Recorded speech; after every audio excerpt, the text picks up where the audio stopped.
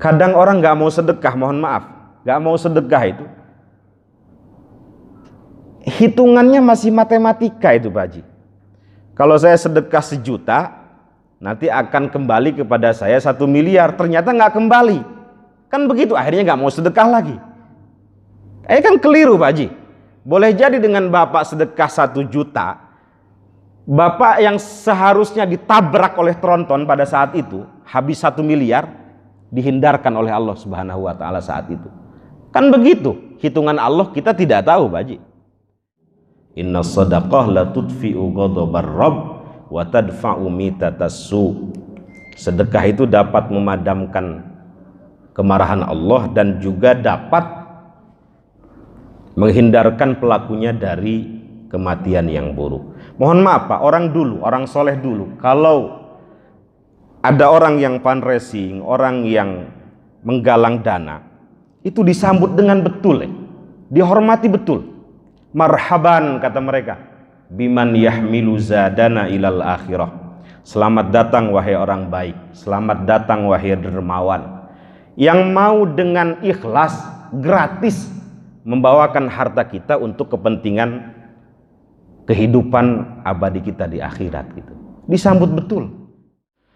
Bahkan Rasulullah Shallallahu Alaihi Wasallam mengatakan, ayo bersedekah, berinfak, berwakaf. Jangan sampai kita datang kepada suatu masa yang kita ini ingin bersedekah, keliling ingin bersedekah, kemudian orang-orang nggak mau dengan sedekah kita. Itu yang kita tidak inginkan. Kenapa nggak datang kemarin hari? Kita butuh nih bangun masjid. Ini masjid katanya mau direnovasi, nggak jadi-jadi. Belum jadi, belum ya? Belum, nanti tahun depan. Kenapa nggak datang kemarin hari?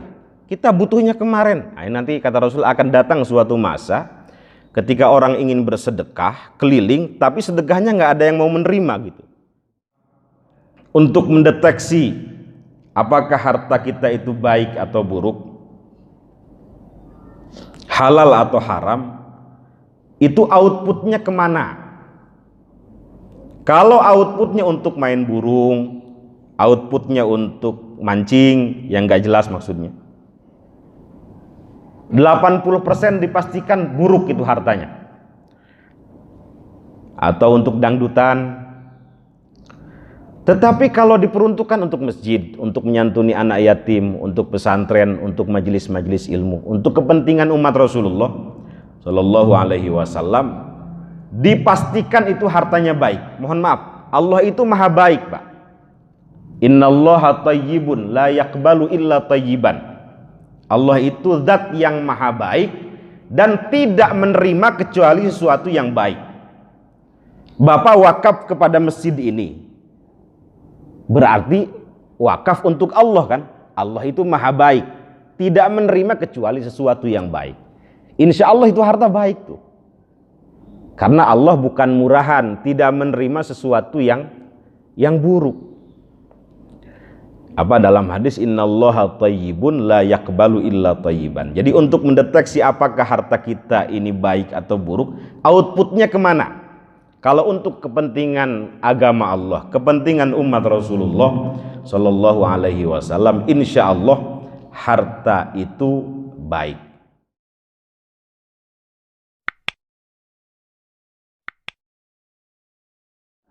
Assalamualaikum warahmatullahi wabarakatuh.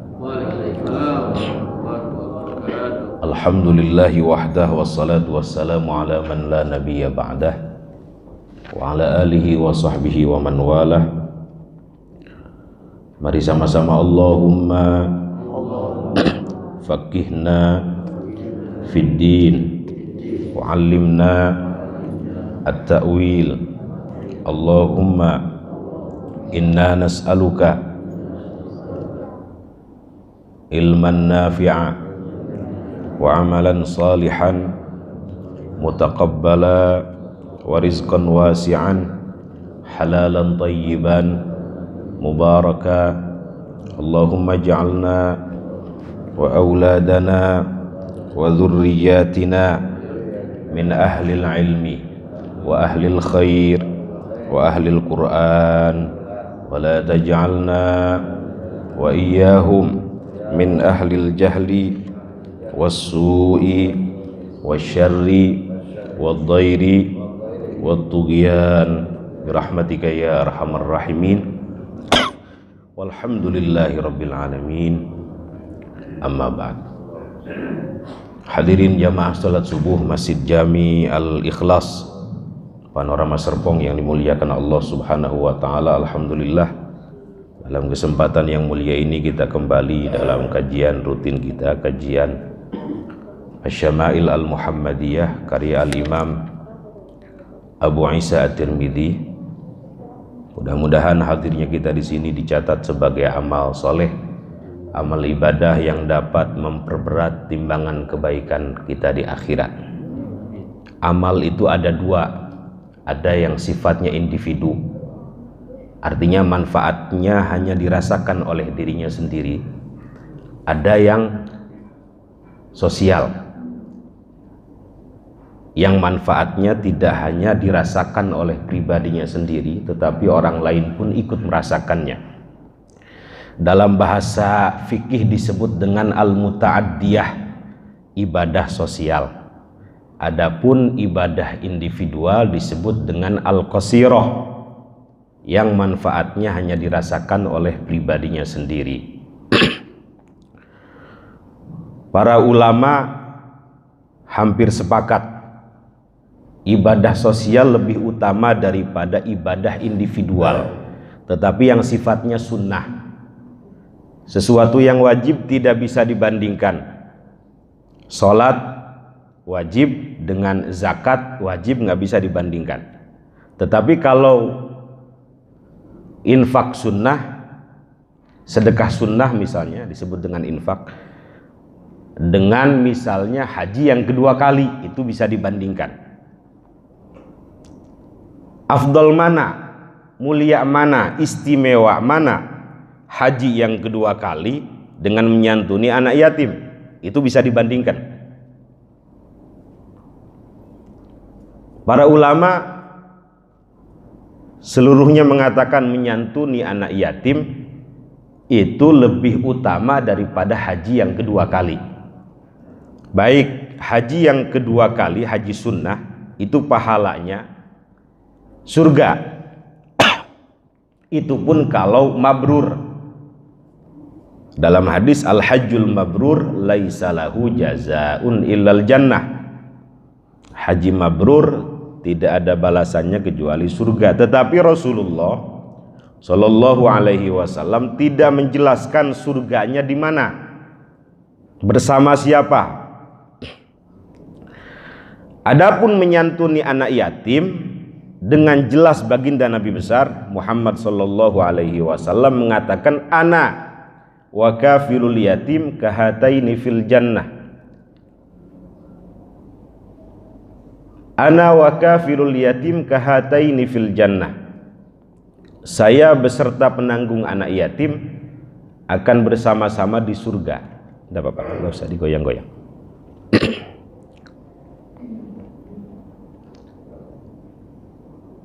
Menyantuni anak yatim ini ibadah sosial, dan Rasulullah dengan tegas menyatakan, saya beserta penanggung anak yatim akan bersama-sama di surga. Tentu surganya Rasulullah Shallallahu Alaihi Wasallam surga super eksekutif, super VVIP. Tidak ada yang lebih tinggi daripada surganya Rasulullah Shallallahu Alaihi Wasallam. Maka kita dituntut oleh Allah, oleh Rasulullah untuk beramal dengan cerdas, beramal dengan pinter, yang manfaatnya itu tahan lama. Dalam hadis riwayat Imam Muslim bin Al-Hajjaj An-Naisaburi, kita sudah mengenal satu hadis yang sangat masyhur. Ini mengingatkan saja ya, sebelum kita mulai. Dari sahabat mulia Sayyiduna Abu Hurairah radhiyallahu an. Ada yang tahu namanya? Nama aslinya Sayyiduna Abu Hurairah? Pak Haji Ali. Lupa. Pak Haji, siapa nama Abu Hurairah?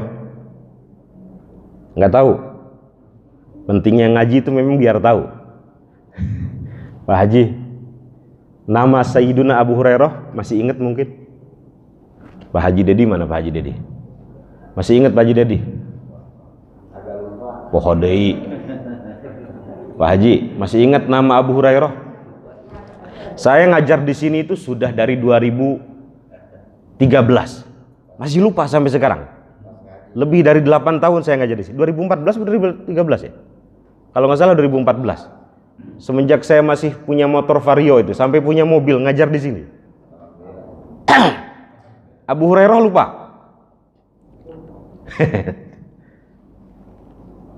Yang di belakang, Pak Haji.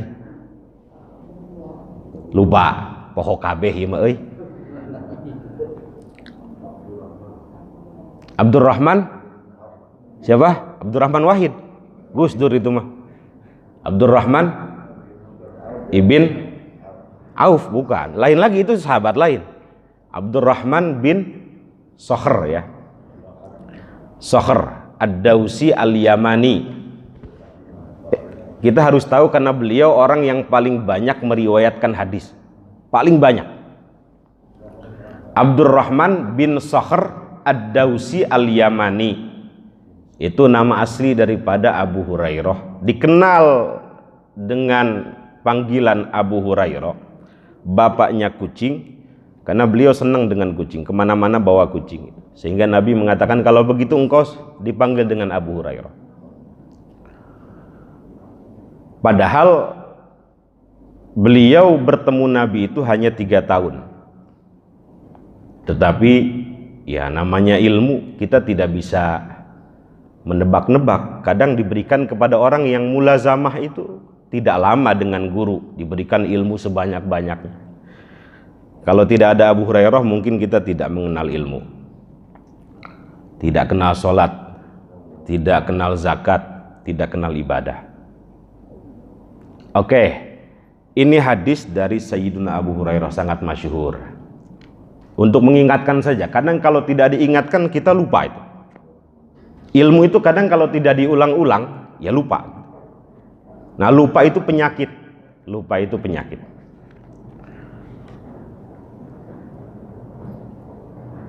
Apa kata Rasulullah sallallahu alaihi wasallam? Idza matal insan in qata'a amaluhu illa min thalathin, itu ya.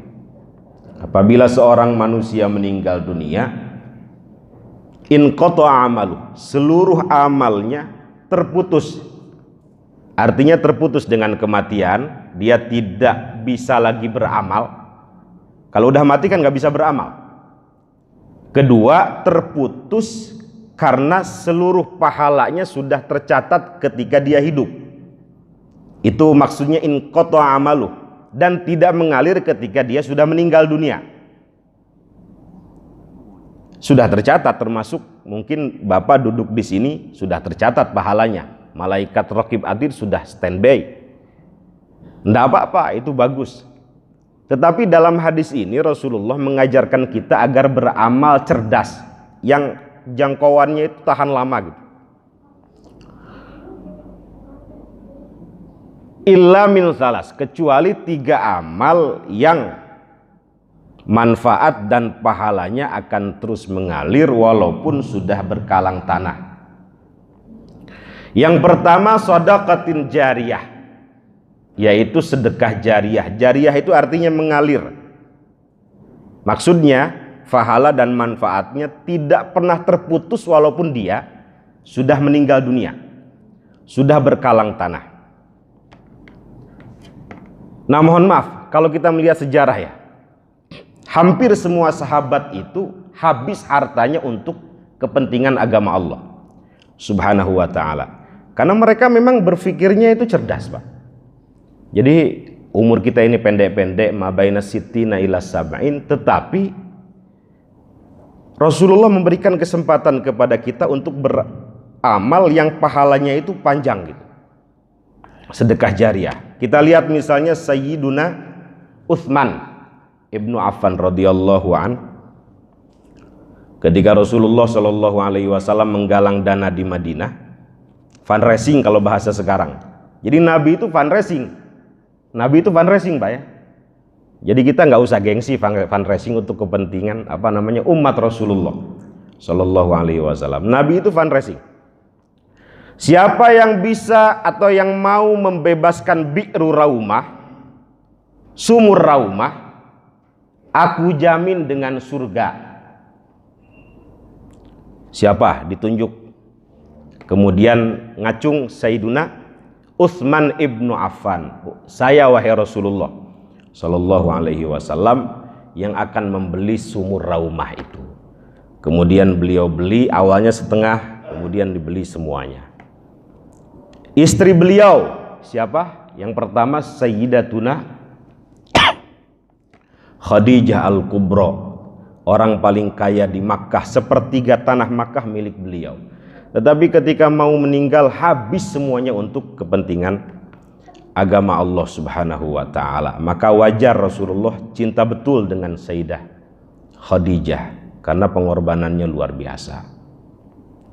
Dan hampir semua, sampai yang dulunya sahabat itu miskin seperti Khabbab bin Al-Arid, Nabi Shallallahu Alaihi Wasallam meninggal, dia menjadi kaya. Sebelum meninggal semuanya diwakafkan untuk Islam. Jadi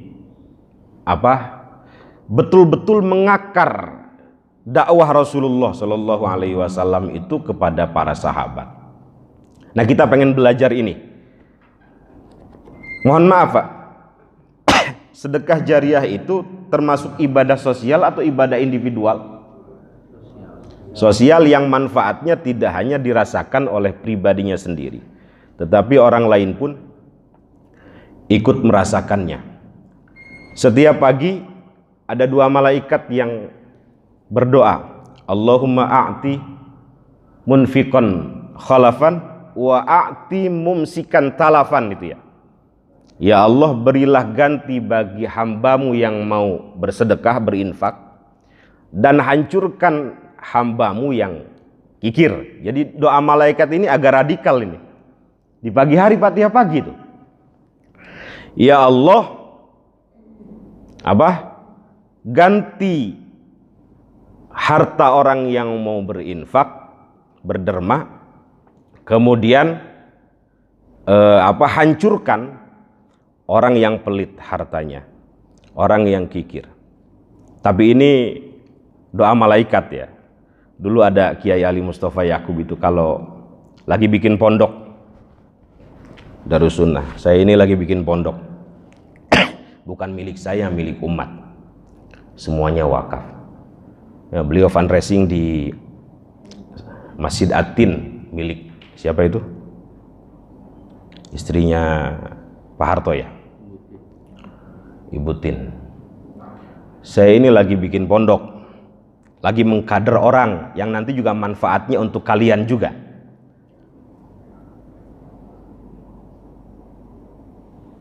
Keliling, bawa santri ada 3 orang. Keliling, cuma dapat 3 juta Pak Haji. Saya heran ya, mobilnya Alphard semua di belakang itu.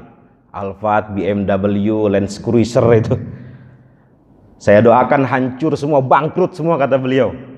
Harta jamaah itu, sambil bercanda. Karena mungkin sudah akrab ya. Dibalikin lagi dapat 10 juta Pak Haji. Harus begitu. Harus dipaksa. Allahumma paksakan ya. Bukan bahasa Arab, bukan. Kayak Allahumma lantas jalan wa ilaikal ngacir itu bukan bahasa Arab, bukan.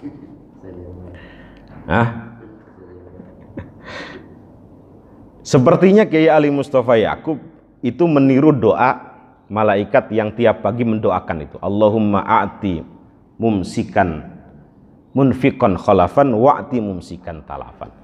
Ya Allah, beri ganti orang yang mau berinfak dan hancurkan harta orang yang pelit gitu. Bahkan Rasulullah Shallallahu Alaihi Wasallam mengatakan, ayo bersedekah, berinfak, berwakaf. Jangan sampai kita datang kepada suatu masa yang kita ini ingin bersedekah, keliling ingin bersedekah, kemudian orang-orang nggak mau dengan sedekah kita, itu yang kita tidak inginkan. Kenapa nggak datang kemarin hari? Kita butuh nih bangun masjid. Ini masjid katanya mau direnovasi, nggak jadi-jadi. Belum jadi, belum ya? Belum, nanti tahun depan. Kenapa nggak datang kemarin hari? Kita butuhnya kemarin. Nah, nanti kata Rasul akan datang suatu masa ketika orang ingin bersedekah keliling, tapi sedekahnya nggak ada yang mau menerima gitu. Artinya dia tidak bisa disucikan hartanya itu dengan sedekah. Itu nanti akan datang. Padahal sedekah itu menjadi sebab padamnya murka Allah dan terhindarkannya seseorang dari kematian yang buruk. Inna sadaqah la tudfi'u ghadabar rabb wa tadfa'u mitatassu. Sedekah itu dapat memadamkan kemarahan Allah dan juga dapat menghindarkan pelakunya dari kematian yang buruk. Mohon maaf Pak, orang dulu, orang soleh dulu, kalau ada orang yang fundraising, orang yang menggalang dana, itu disambut dengan betul, dihormati betul. Marhaban, kata mereka, biman yahmilu zadana ilal akhirah. Selamat datang wahai orang baik, selamat datang wahai dermawan, yang mau dengan ikhlas gratis membawakan harta kita untuk kepentingan kehidupan abadi kita di akhirat gitu. Disambut betul. Kalau sekarang kan pada lari Pak Haji. Mungkin juga ada modus ya, ada modus, bisa jadi. Tapi tidak semuanya. Tapi orang dulu kita lihat seperti itu. Marhaban biman yahmilu zadana ilal akhirah. Selamat datang orang yang begitu baik, begitu dermawan, yang mau dengan ikhlas gratis membawakan harta kita untuk kepentingan kita di akhirat.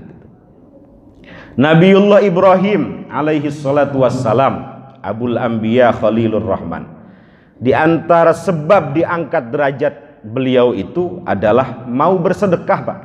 Beliau nggak mau makan kecuali dengan tamu itu. Itu Nabiullah Ibrahim alaihi salatu wassalam. Bahkan ketika tidak menemukan tamu, itu beliau rela jalan bermil-mil hanya ingin masakan yang dimasak beliau itu bisa disantap oleh orang-orang itu. Itu Nabiullah Ibrahim diangkat derajatnya oleh Allah, dijadikan keturunannya orang-orang soleh. Sebabnya dalam riwayat itu adalah dermawan, mau berderma untuk kepentingan hamba-hamba Allah Subhanahu wa ta'ala. Dan kata para ulama, mohon maaf, untuk mendeteksi apakah harta kita itu baik atau buruk,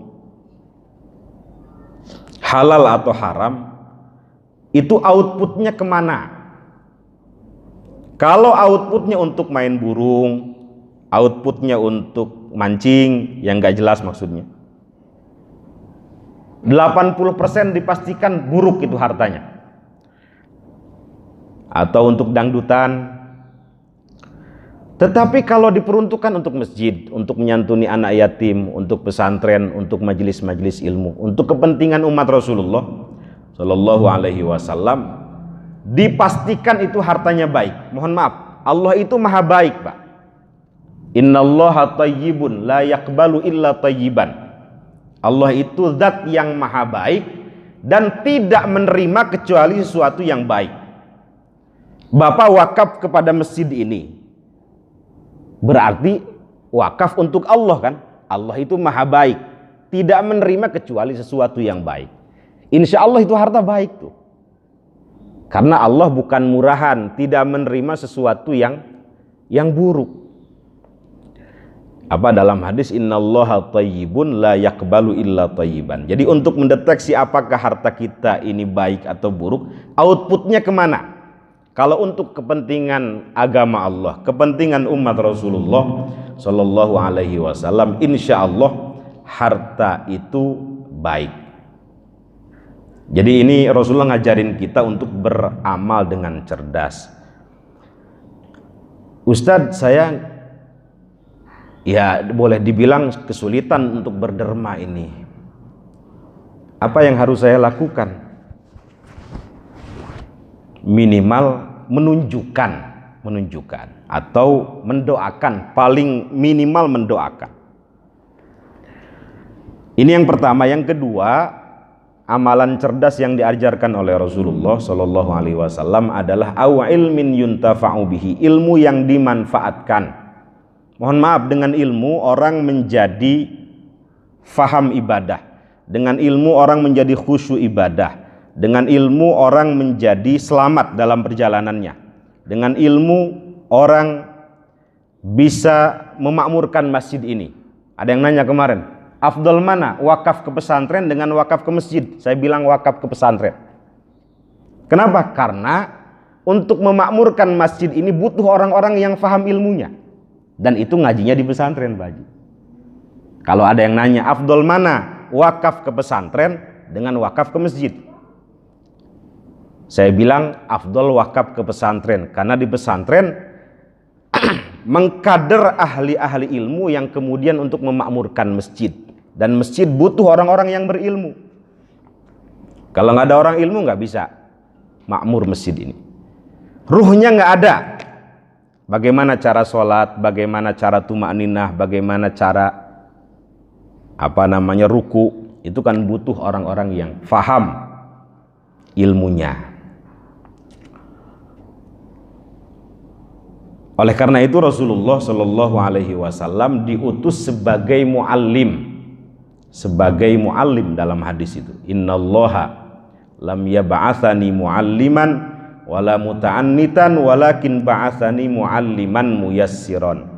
Allah tidak mengutus aku sebagai orang yang keras kepala, sebagai orang yang memaksakan kehendak, tetapi mengutus aku sebagai orang yang muallim, pengajar, muyassiran, juga sebagai orang yang memudahkan urusan orang lain. Bahkan dalam riwayat yang lain, wali an amsyiya ma'a akhin fi hajatin ahabbu ilayya min an a'takifa fi hadal masjid. Saya berjalan, kata beliau, dengan saudara saya, dengan seseorang yang punya hajat, sampai selesai hajat itu saya bantu, itu lebih saya sukai daripada beriktikaf di Masjid Nabawi selama 1 bulan itu. Bayangin Pak, Masjid Nabawi selama 1 bulan, sholat 1 rakaat saja berapa kali di kita itu? 1000, belum yang lain-lain. Tetapi tidak lebih disukai oleh Rasulullah. Beliau lebih menyukai membantu orang yang punya hajat sampai selesai hajatnya itu. Kenapa? Karena ini kaitannya dengan ibadah sosial itu. Kalau i'tikaf kan ibadah individual, itu manfaatnya untuk dirinya sendiri saja. Nah ini Rasulullah Shallallahu Alaihi Wasallam diutus sebagai seorang muallim, dan dengan ilmu Islam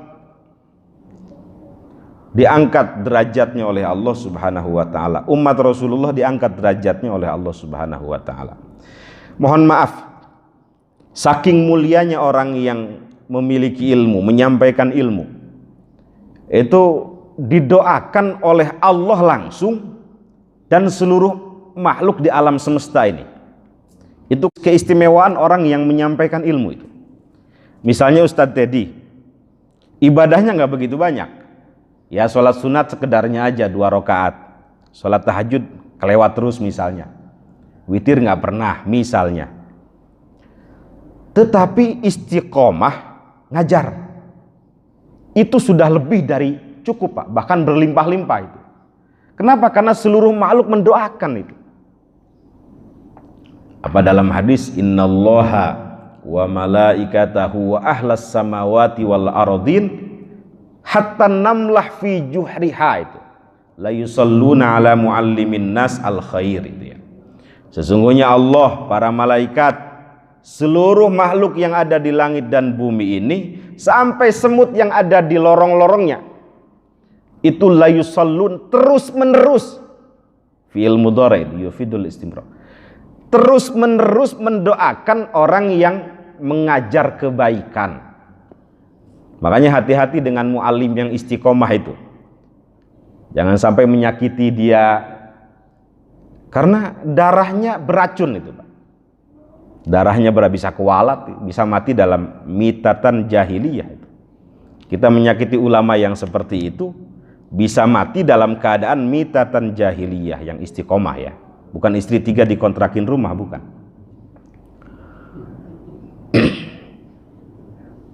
Kenapa? Karena dihormati oleh seluruh makhluk, Pak. Muallim itu dihormati oleh seluruh makhluk. Makanya cita-cita kita ini kalau punya anak belajar di pesantren biar jadi muallim. Biar jadi muallim. Pahalanya terus mengalir kepada orang tuanya. Luar biasa itu.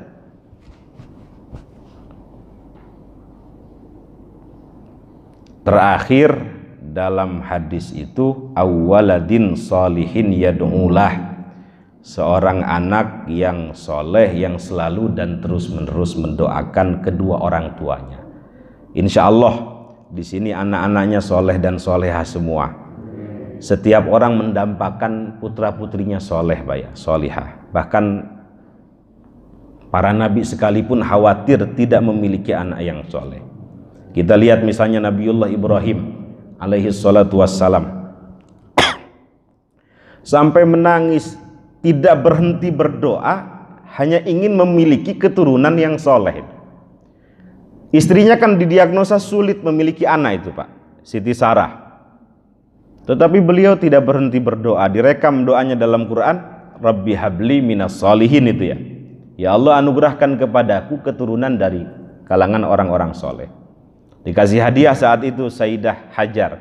Lahir dari beliau Nabiullah Ismail alaihi salatu wassalam.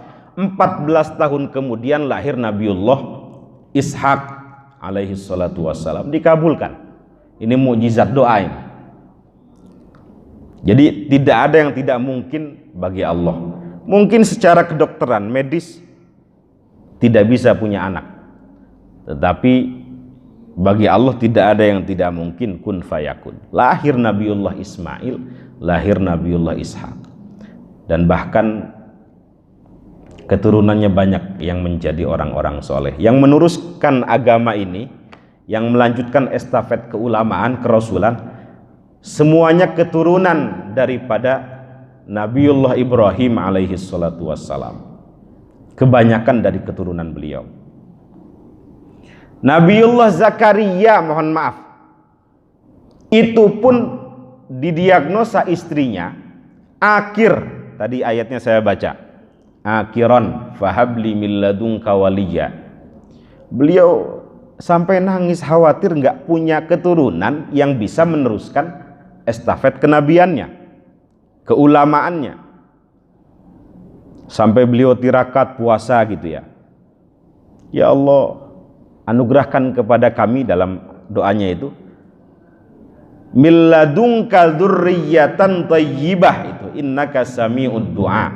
Ya Allah, anugerahkan kepadaku milladunka, dari sisimu, dzurriyyatan thayyibah, keturunan yang baik, innaka sami'ud du'a, sesungguhnya engkau zat yang maha mendengar doa. Dikabulkan doanya, lahir Nabiullah Zakaria alaihi salatu wassalam. Nabiullah Yahya. Siapa tadi? Aduh ya Allah, saya nggak bawa duit ini. Lahir Nabiullah Yahya, yang nama Yahya ini tidak pernah ada sebelumnya, langsung diberikan Allah Subhanahu wa ta'ala sebagai bentuk penghormatan Allah terhadap keprihatinan Nabiullah Zakaria itu. Diabadikan dalam Quran, ya Zakaria inna nubashiruka bi ghulamin ismuhu Yahya lam naj'al lahu min qablu samiyya. Yang kemudian Nabi Yahya ini dijadikan hasuran, sayyidan, nabiyan itu ya, minas salihin. Hasur itu orang yang mampu menahan hawa nafsunya. Sayyidan sebagai pemimpin umat, nabiyan sebagai nabi dari karangan orang-orang soleh. Nabiullah Yahya. Kenapa? Karena seorang anak yang soleh, kebaikannya akan terus mengalir kepada orang tuanya itu. Meskipun tidak diisol ya. Allahumma taqabbal wa ausil thawaba ma qara'nah misalnya. Nggak perlu begitu kalau anak. Anak mah melakukan kebaikan sekecil apapun akan ditransfer kepada orang tuanya itu. Makanya saya bilang, kebalik sekarang itu ya. Kita kewalat dengan anak, bukan kewalat dengan orang tua. Kebaikan yang akan mereka lakukan akan ditransfer terus kepada kita itu. Makanya Rasulullah itu sama cucunya Hasan Husain tuh diciumin gitu. Ini anak saya nanti yang akan terus mengalirkan pahala kepada kita, kepada leluhurnya. Kalau ada orang tua galak betul sama anaknya, ya galak betul ya, bukan galak. Kalau galak wajar. Tapi kalau galak betul sampai menyakiti, itu kualat sama anak nanti. Kualat sama anak. Ya ini apa namanya, amalan yang pahalanya akan terus mengalir. Untuk mendapatkan atau memiliki anak yang soleh dan solihah, para ulama mengajarkan kepada kita selain pendidikan, lingkungan, pergaulan, doa mungkin, satu keadaan orang tua itu sendiri. Seperti misalnya menginginkan anak kita ini hafal Quran, tetapi orang tuanya nggak pernah baca Quran, sulit Pak. Atau menginginkan sebagai seorang alim, orang tuanya mabok terus misalnya, ya kesulitannya itu 90% lah. Tetapi kalau keadaan orang tuanya baik, selaras gitulah, insya Allah pengaruhnya pun baik. Kata ulama ya kita berupaya untuk sampai tahap itu. Kata mereka, solahul aba sababun li solahil abna. Kesolehan, kebaikan orang tua itu menjadi sebab terbesar kebaikan atau solehnya seorang anak. Bahkan mohon maaf, tidak hanya berpengaruh pada anaknya menjadi soleh, anaknya pun akan dijaga oleh Allah Subhanahu wa ta'ala, diberkahi oleh Allah Subhanahu wa ta'ala, sebab orang tua yang gemar melakukan amal soleh.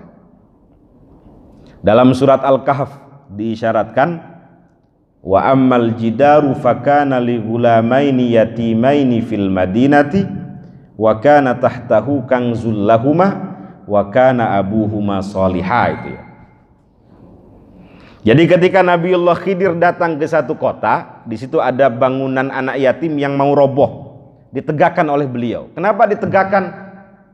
Oh, karena di dalamnya ada kanzun, ada harta milik anak yatim yang begitu banyak.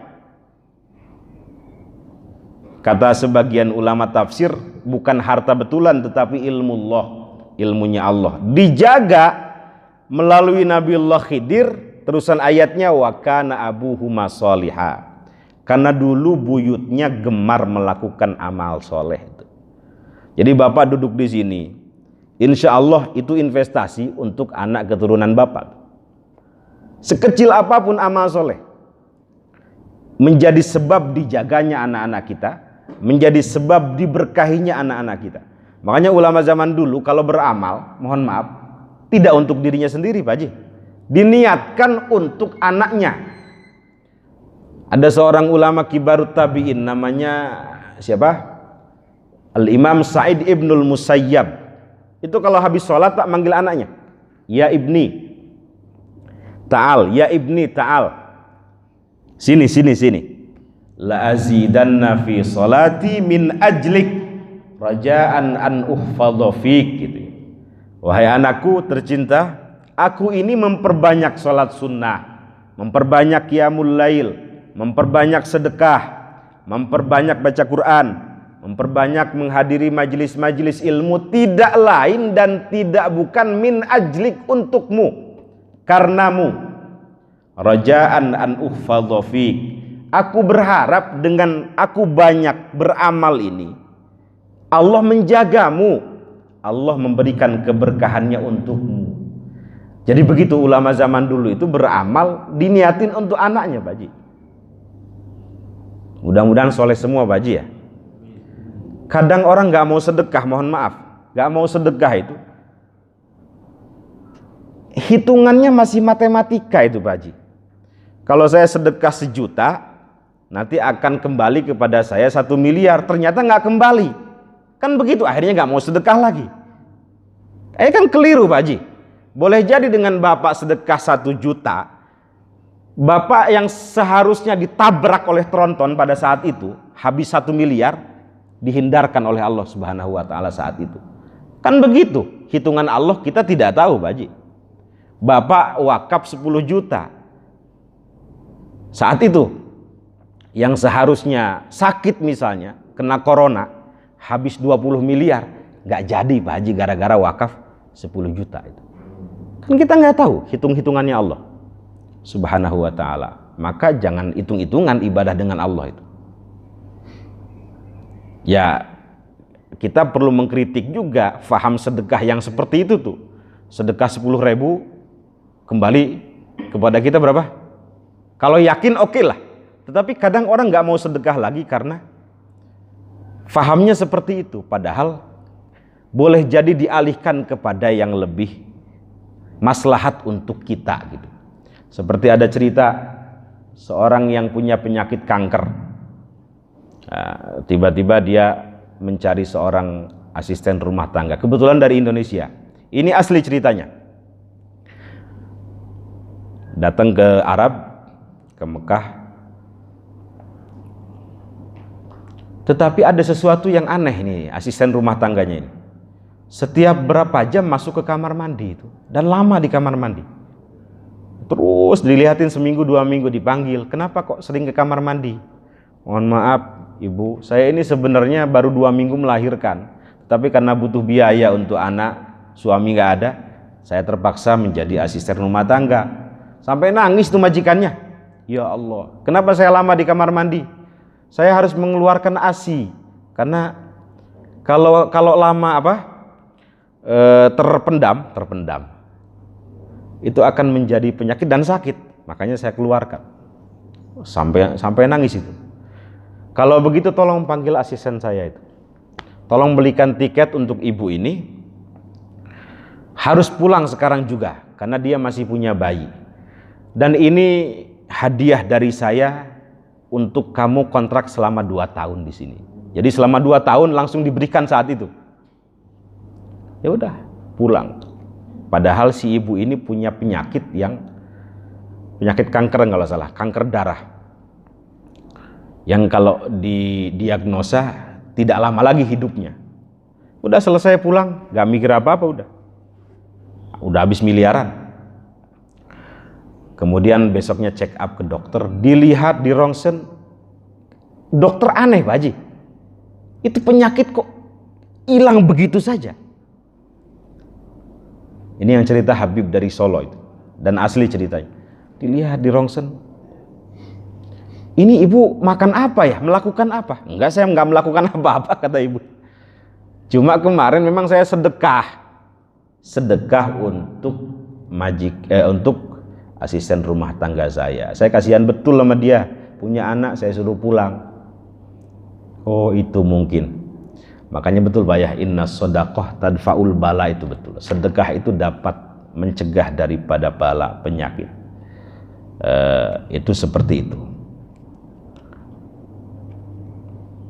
Jadi ini diajarkan oleh para ulama, kalau beramal diniatkan tidak hanya untuk diri sendiri, tetapi untuk anak kita, untuk anak cucu kita, mungkin yang belum lahir Pak Haji. Karena ad-du'a yanfa'u mimman nazal wa mimma lam yanzil. Doa itu bermanfaat bagi yang sudah terjadi maupun yang belum terjadi. Makanya doanya kan Rabbi habli min ladunka dzurriyyatan thayyibah. Tidak hanya anak tetapi keturunan sampai bawah kita berharap dijaga, Pak. Dijaga oleh Allah, diberkahi oleh Allah. Mudah-mudahan ada manfaatnya. Bapak Ibu diberikan kesehatan lahir batin, diberikan semangat dalam ibadah, istiqomah dalam ketaatan, dan diberikan akhir hayat yang baik, akhir hayat yang husnul khotimah. Amin amin ya rabbal alamin. Nakhtatim hadzal majlis bi du'a kafaratil majlis. Subhanakallahumma wa bihamdika asyhadu an la ilaha illa anta astaghfiruka wa atubu ilaik. Assalamualaikum warahmatullahi wabarakatuh.